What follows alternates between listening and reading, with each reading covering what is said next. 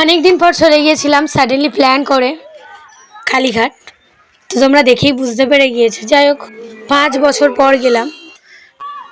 মানে পুরোপুরি ধরতে গেলে পরিবর্তন এত পরিমাণে ডেভেলপ হয়েছে, আমি ভাবতেও পারিনি যে এটা সেই পুরানো কালীঘাট।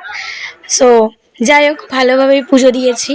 কিন্তু একটা কথা সত্যি না শেয়ার করে পারলাম না, ওখানকার যারা তোমাকে ডিরেক্টলি পুজো দিতে নিয়ে যাবে মন্দিরে, তারা কিন্তু ভীষণ চালাক পণ্ডিত বলতে পারো। সো ভিআইপি লাইনের জন্য 500 টাকা থেকে 100 টাকাতেও নেমে যেতে পারে। এদের মনুষ্যত্ব জ্ঞান বলে কিছু নেই। যাই হোক, মানুষের গলা কাটার মতো কাটতে পারে। আমার সাথে হয়নি, বিকজ আমি এগুলো জানতাম, আমার বাবা আমাকে বলে দিয়েছিল। সো সেই কারণে আমার সাথে হয়নি। আমি ডিরেক্ট মানে লাইন দিয়েই পুজো দিয়েছি।